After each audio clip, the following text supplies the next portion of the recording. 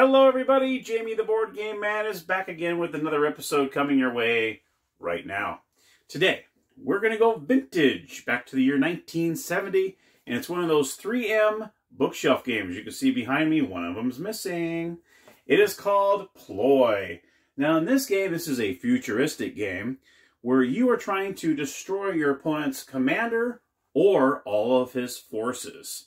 So let's head on over to the gamer's table and check out Ploy.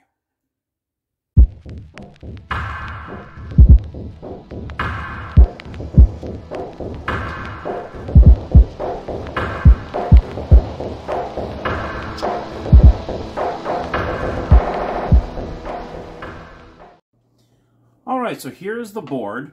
And what's nice about the board is how you keep this together, because it actually comes in two different pieces folded separately, is it comes with these two ties here. What you do is you actually place them in there and push them into place.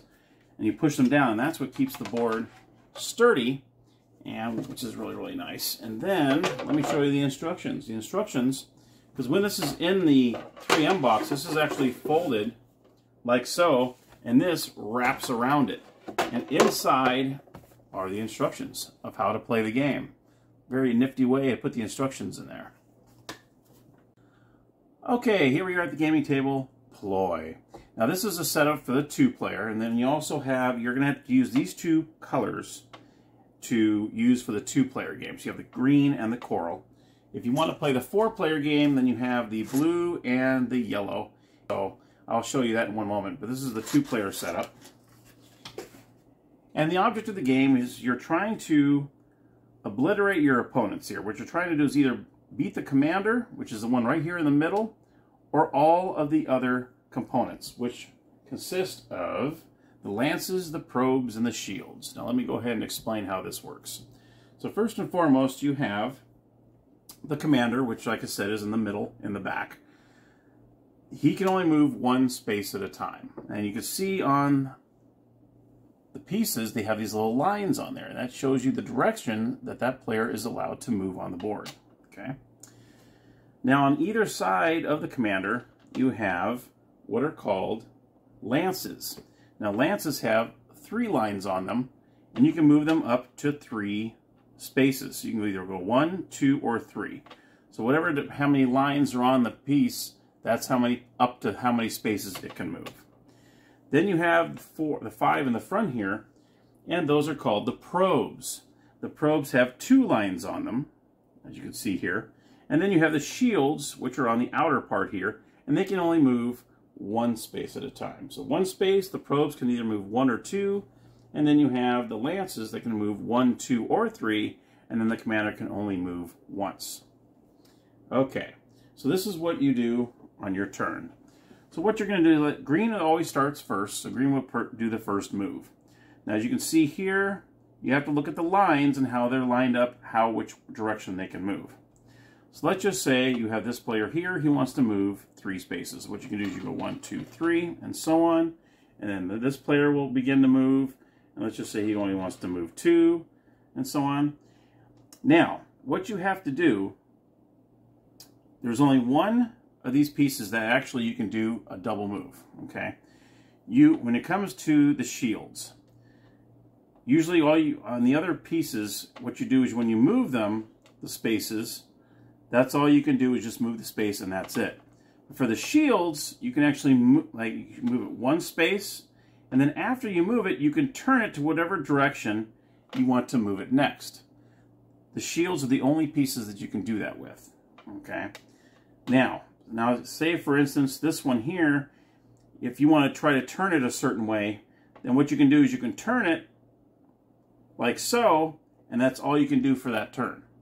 Okay, for any of the other pieces except for the shields. The shields you can move and actually turn it after you move, where these other ones, for the lances and the probes, you have to turn them, and that costs you a turn.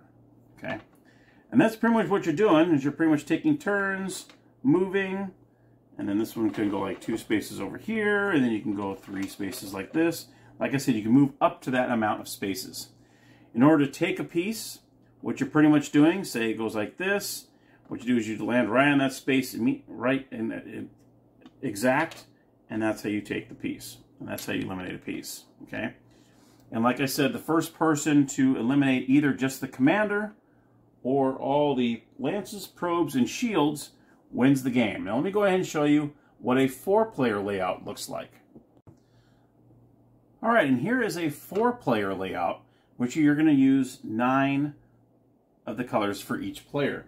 Now in this case, you're going to partner up. So these two will be going up against these 2 players. So you'll be sitting side by side with each other, going after each other. Now in this one, you're going to consist of 1 commander, which is in the back corner. You'll have 2 lances, 3 probes, and 3 shields. So, and you're going to do the same thing, same rules. This is 1 move, this is up to 2 moves, this is up to 3 moves, and of course the commander only moves once, and then you just go right at it. So these 2 are going to be partners, these 2 are partners, and you're going to meet right in the middle and take each other out. Same rules apply. If one player loses all of their pieces or just the commander, then that person is out, and then it can actually end up being 2 against 1, so it'll be really difficult to play. But that, my friends, is how you play Ploy. Now let's head on over to the gaming room, and I'll tell you what I think about it. All right, my final thoughts on Ploy. I tell you, I really like this game, considering it's back from 1970. But then again, it's a 3M game. And these games I really, really enjoy. I mean, they really get your brain going.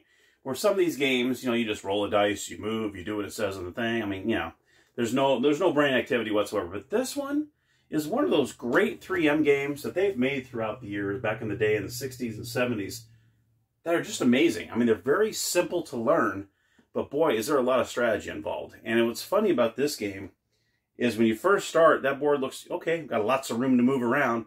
But once you start getting those pieces out there, that board gets smaller and smaller and smaller, it seems like. And next thing you know, you're taking each other out, and you're trying to get to that commander, or you're trying to get rid of all the other forces. I tell you, it's a great, fun little game. If you don't have this game by 3M, I highly recommend you get it. I know everyone says he looks like Spock. Who knows? You know, I mean, it's 1970. It was right after Star Trek. Was it in the early 60s, mid-60s when Star Trek came about? So, I don't know. Maybe. I think he's a cross between Spock and Chekhov. What do you think? A little pass of both there. So, but anyway, enough of that. I highly recommend you get Ploy. If you don't have it, you can definitely get it. It's fairly easy to find, and it's not that expensive, which is good. Some of these, like Acquire, can get a little expensive, but most of these are not really that expensive. You can find them for a decent price. So definitely get Ploy today if you can. And until next time, everybody, happy gaming.